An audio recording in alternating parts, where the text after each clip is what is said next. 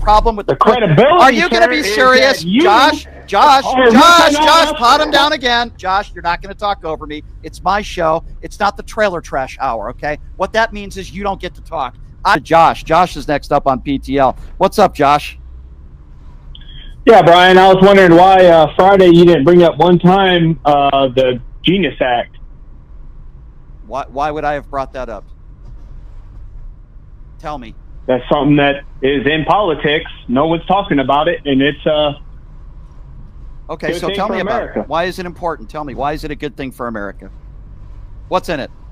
Number one, it protects crypto. It ties it to an asset, to the U.S. dollar. It protects Hippo? Is that what you just said? Oh, you said crypto.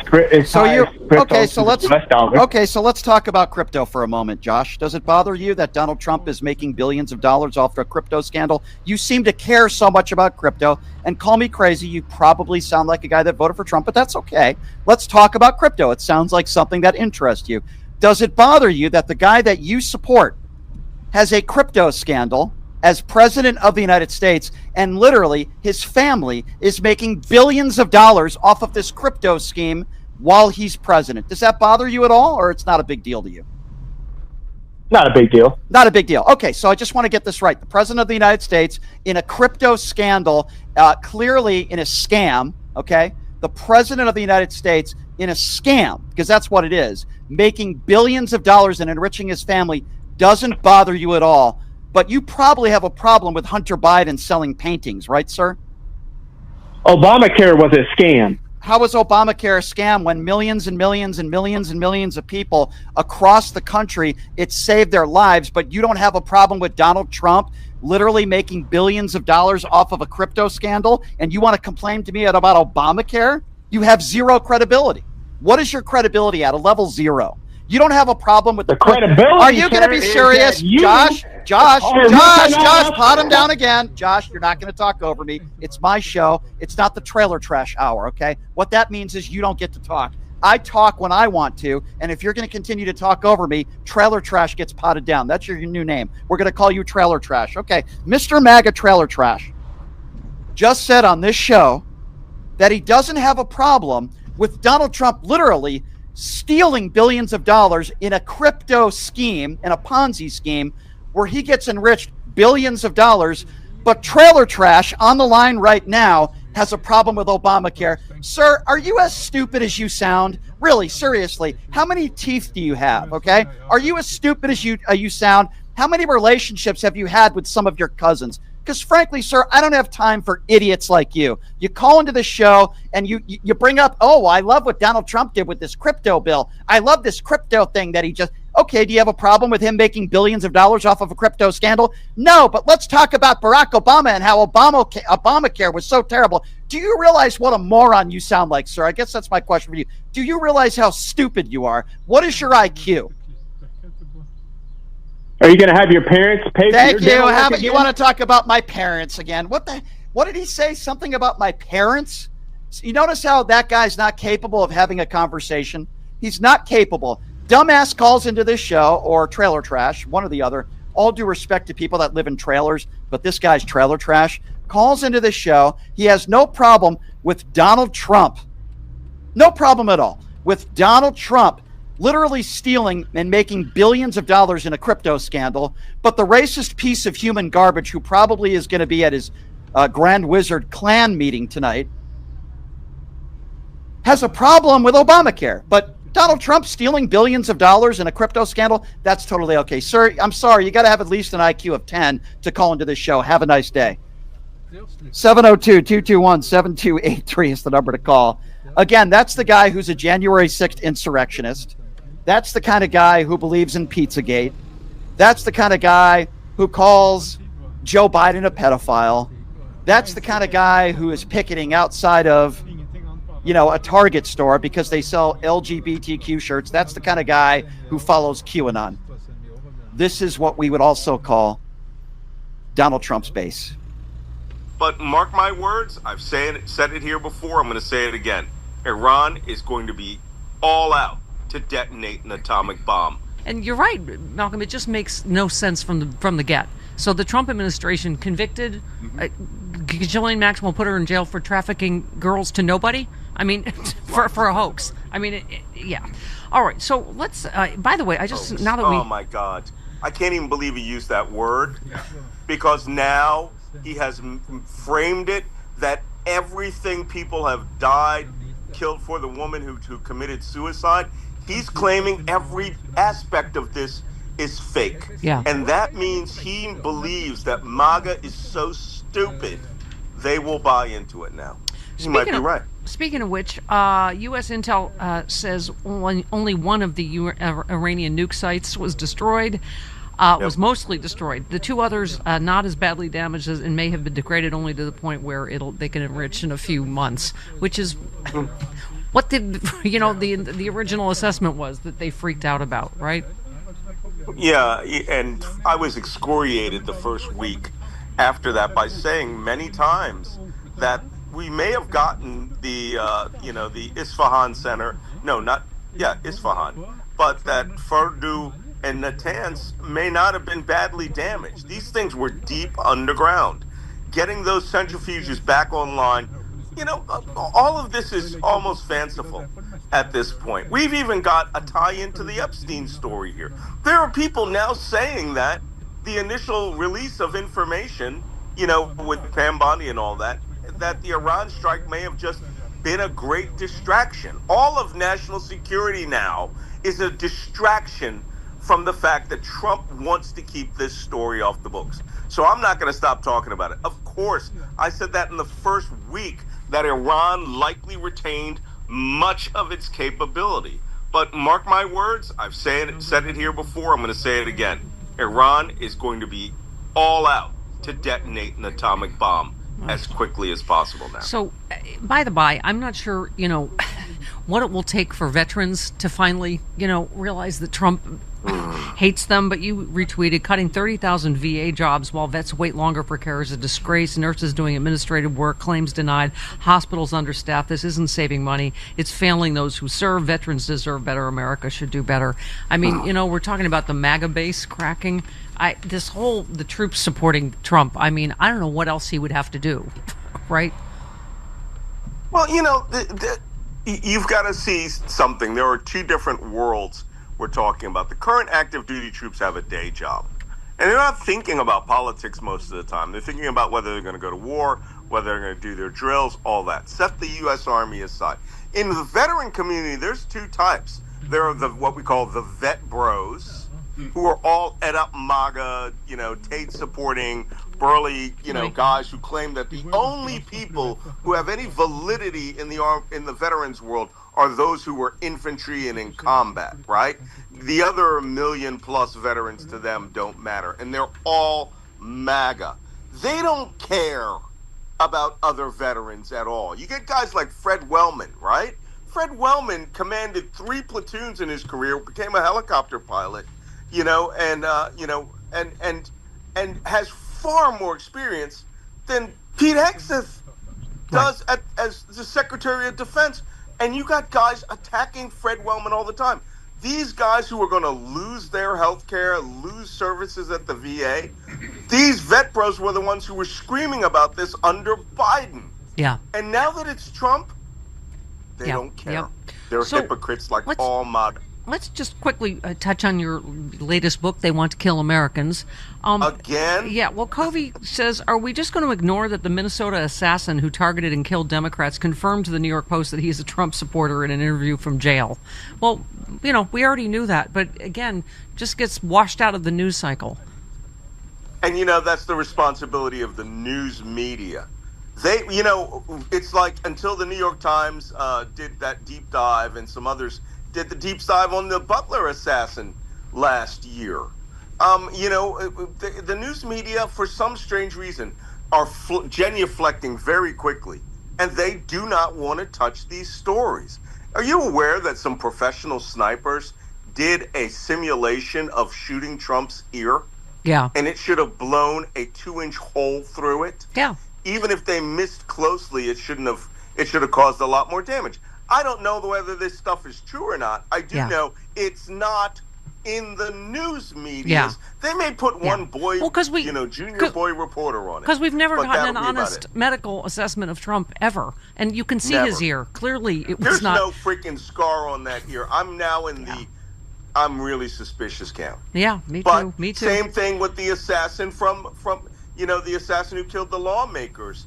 This guy's probably out there bragging. I wouldn't be surprised if he thought he's going to get a pardon from this. Yeah. And real quick, by the way, to your point, Harrison said, "Dear media, a story where the only information is Trump said that is not journalism, it's stenography. Checking to see if what Trump said is true and then reporting the results, that would be journalism. And since almost everything he says is not true, you have lots of journalism you can do. It would allow your workforce to live up to the job titles they have. Try it sometime, it might catch on." I mean, I know it's so much, because everything he says literally is a lie, but Donald Trump is the most documented liar in all of American history. And here's another little thing the media has let us down with. The Washington Post did that count of 30,000 or 33,000 emails in the first administration. Lies. And they won't. Yeah. And they won't do it in this administration. They stopped. Oh, He's probably closer to 100,000 lies in the last 10 years.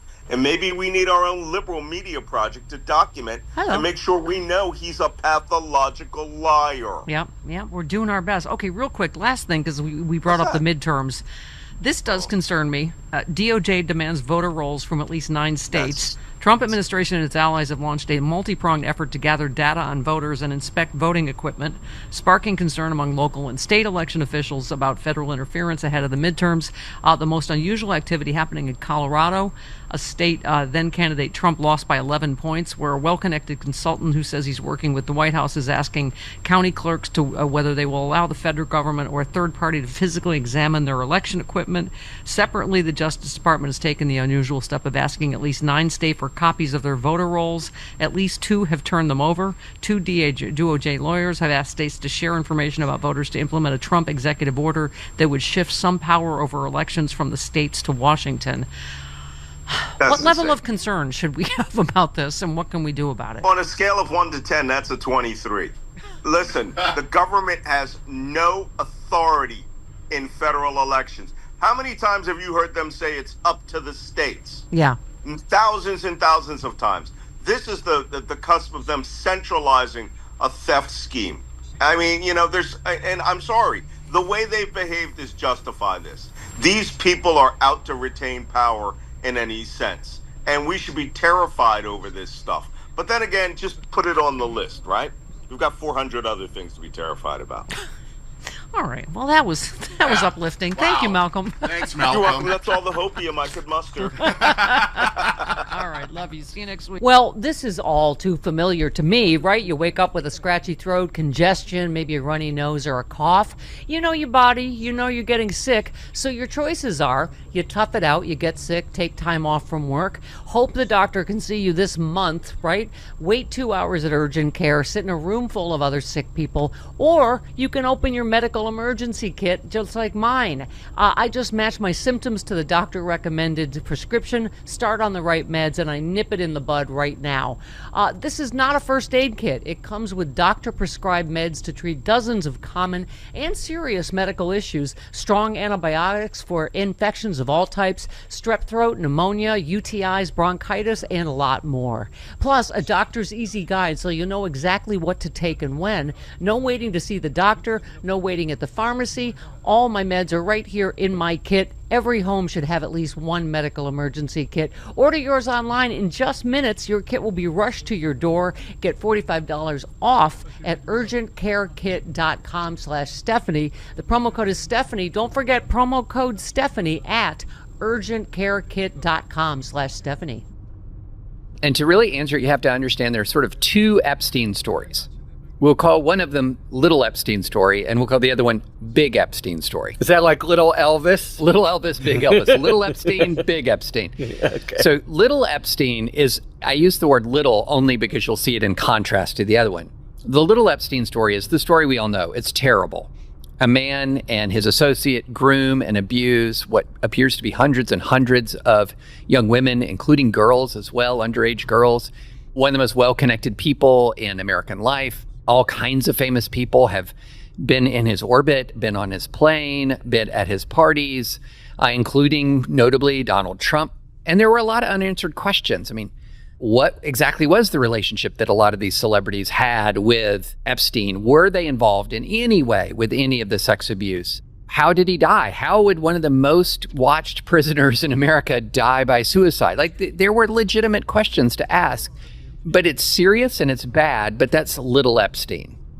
The reason it blew up is because a lot of MAGA believes what you will call Big Epstein story. And the Big Epstein story is that Epstein is sort of the key that unlocks the global pedophile cabal that is running the United States, running our government, running our economy, running the world, globalist pedophile cabal.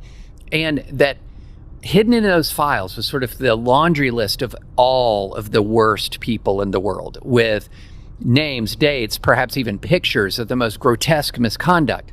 I've called this sort of like thinking man's QAnon, because whereas QAnon was rooted in just nothing. I mean, it was rooted in a guy who, anonymous person, claims security clearance and claims to have all this information that never really pans out. This was rooted in an actual real case involving an actual horrible human being. But then they just took it and ran with it.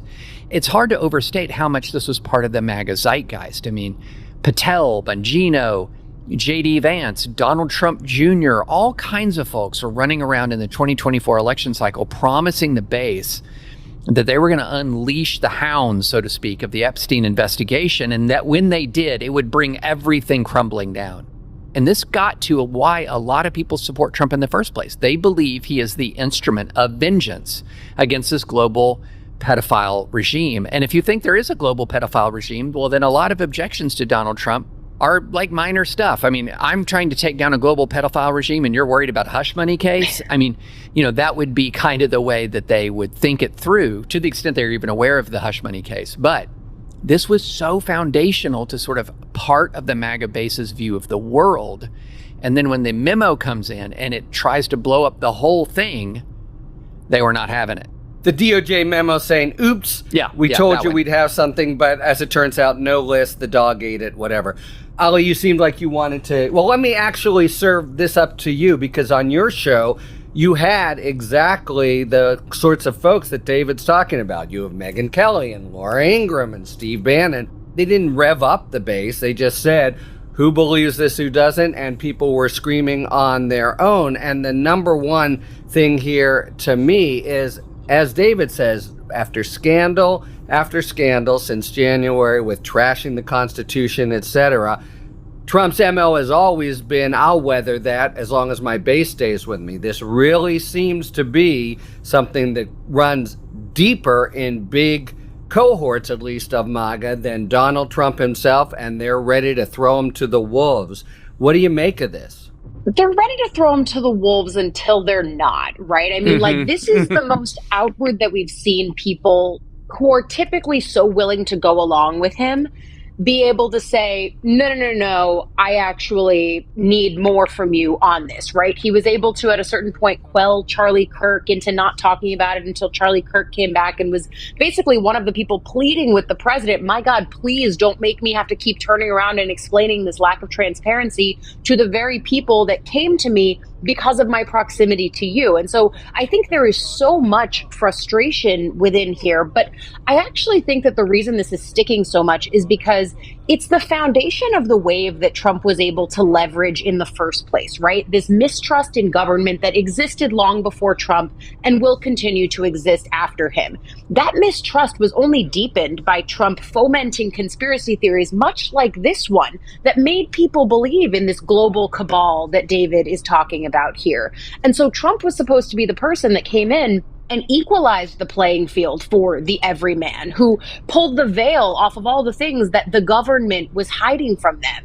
And it turns out when you're the government and you get in there and you see what reality actually is, the government's actually not doing any of this stuff. We've met the enemy and they are us. Correct. And then you have to grapple with that, right? So you're looking at the consequences of their own actions. And I also think the financial piece of this is interwoven and important to talk about, right? Because MAGA became an ecosystem unto itself that has a lot of money running through it. When you're a podcaster like Dan Bongino, it's okay to traffic in what the algorithm wants to feed you. But when you are inside the government, and I remember watching him, as I think all of us did, when he was on Fox News, really seeming physically racked with the weight of the facts that he has since found out as deputy FBI director, trying to reconcile the fact that they talked about there's an Epstein client list, and Bondi goes on Fox and says it's sitting on my desk. And I think that's just one tiny piece of this larger puzzle that they have to figure out. Okay, we sold non-fact and outright fiction for so long that how do we now put Pandora back in the box? And you can't. Tara, I mean, it's not only the MAGA faithful, even famous ones that we know. It's members of Congress. It's the Speaker of the House who seem to be trying to distance themselves from Trump here, or call for the release of this notebook, which we'll get to in a moment. What does that tell you about MAGA, not Trump, but MAGA's overall pool in the party, or at least in Congress? What do they fear more even than they fear Donald Trump? Losing re-election. Yeah. I mean, their base, they know. Even Steve Bannon admitted to this. If only a couple percentage points of the MAGA base stay home, that Democrats could potentially win 40 seats in the House. So in their minds, for people like Mike Johnson, the speaker, they don't want to lose power. This is the pinnacle of their careers. And power is intoxicating and corrupting, unfortunately, in a lot of instances.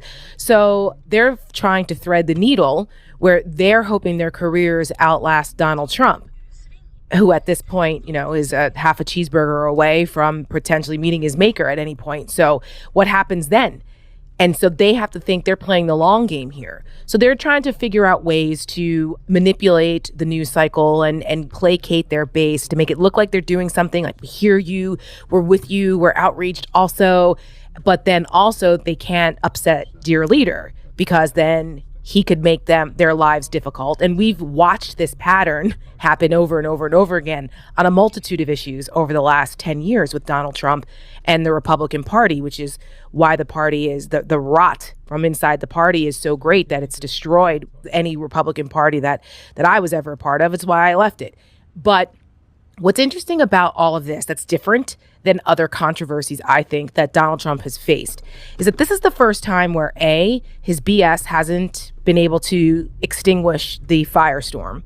We're now going on over a week and it's only gotten worse. 2, he's changed his story multiple times in nonsensical ways, in provable ways that even his own base is going like, what? Wait a minute, that doesn't make sense, because of all the things that Ali and David just mentioned. Like, our own people said that they had the files. The client list was on the desk on our own channels, the channels that we listen to and trust. So wait, it's not making sense. The math's not mathing here. So it's difficult for them to reconcile, because if they believe what Trump said, then that means that somebody was lying then, or are they lying now? It gets hard. The cognitive dissonance here is on overdrive for the MAGA base. And the other part about this, too, that's different than correct me if I'm wrong, guys, but has Donald Trump ever insulted his supporters as openly and deliberately and defiantly as he did this week, as the more and more he got pissed off that nobody was listening to him and making it go away? I don't think I've ever seen that not publicly anyway. We all know that how he really feels about his supporters in private. For him to call them stupid and weaklings and saying, I don't need your support anymore, and that weird, thank you for your attention to this matter. I don't get that's true. I mean, technically, I guess that's a good admission that he's not going to try and stay in office in 2028, but it's still early. I'm just saying, all of these things, all of these dynamics make for a very fascinating news cycle every single day. And the response that Donald Trump is having to this is only making it worse. And the damage control that some of his acolytes are trying to engage in now to try to flip this somehow to become the Democrats' fault. This is the Democrats that are doing this. It's crazy, right? Comey and Obama, and then it's the Democrats that are keeping this alive, when no, actually it was Byron Donald's own bill that wanted to release them. That's one of your guys, and it's your guys. It's the Republicans who are calling for this, so you can't blame this one on Democrats. So it's quite a mess for Donald Trump, and I'm not quite sure how it ends. You're right, he's bobbed and weaved, but I think he's really completely staked out the position for MAGA anyway. that this Wall Street Journal piece, which we're going to get to a moment, is 100% fake. And if it turns out not to be, he is in a pickle. I just want to double back to you, Ali and David, because when Ali started out of the box and said they're against him until they're not, you gave a pretty emphatic nod. So what are you thinking there in terms of the medium range consequences for Trump of this breach between him and his normally very loyal base? That's a great question. I would say one of the things about this is the first time that Trump has lied to MAGA. Let me put it this way. Trump has lied to MAGA a lot. But always when Trump has lied to MAGA, he's told them what they want to hear. Mm-hmm. Okay? This is the first time he's lied to MAGA with something they don't want to hear. Right? And this is something that they're eager to believe that the election was stolen. They're eager to believe that there should never have been a Russian investigation. Those are things they want to believe. They're eager to believe is a perfect phone call with Zelensky. But they have been told by MAGA, that there is a list here and that this list will blow things up. I mean, you can go back and, look at the tail of the tape. It says everything. Now, this is where the cognitive dissonances come in, and this is going to sound strange, and I don't know if you guys are seeing this as well. I'm very curious if you're seeing this as well. In a weird way, as horrible as that Wall Street Journal report has been, it's kind of been a gift to Trump in this sense. It came from the mainstream media, and so he can immediately, regardless of the veracity of it, rally and say they're coming for me again. And so you've even seen some voices like Megyn Kelly, who'd been previously holding his feet to the fire, calling it BS and calling out the Wall Street Journal. And so, but David, you forgot one important part here. The Wall Street Journal is owned by Rupert Murdoch, who owns Fox News. So there's always been that distrust between Donald Trump and Rupert, even though Rupert Murdoch and Fox have been basically made Donald Trump. But there has always been that little tension there because the Murdochs don't really like Donald Trump, and every opportunity they have, they try. If they think, oh, this is it, they'll try a little bit to go against him, and then they end up having to snap back because Donald Trump will threaten them and they lose their audience. So this is an interesting, other piece of this that people need to know. Yeah. And, Megyn Kelly also sued Fox, and, so there's some history there too. So just a little added context to that. What a hornet's nest. If you look at the Donald Trump Fox Murdoch relationship status on Facebook, I don't think they still have that anymore, but it would say it's complicated. Yes. Because they have carried his water massively before, and as you're saying, they have not. And so I have seen them use the fact that this came through the Wall Street Journal, came through Rupert Murdoch, to discredit it. Now, that's a very perilous position to take right now, but that's where they are. Trump cost them a lot of money too. Let's not forget $787 million because of the election case with Dominion, and now there's still the $1 billion case with Smartmatic that is pending, all about the election lies, and Fox News is still going through this. So this complicates some things for them for that too. We were talking about this on my show. Like, imagine saying to someone 10 years ago, yeah, a Republican president is suing Rupert Murdoch. Right. Like, what? I want to make a few lawyers' points, and let me just make them because I think I have them in my experience. We don't have to discuss them, but take it from me first. This gambit of trying to go to the grand jury files that Comey, who was fired, might have had is totally bogus in the sense that there's nothing about them which she assembled in order to prosecute Ghislaine Maxwell, and only for that. And there's a lot left, and you want to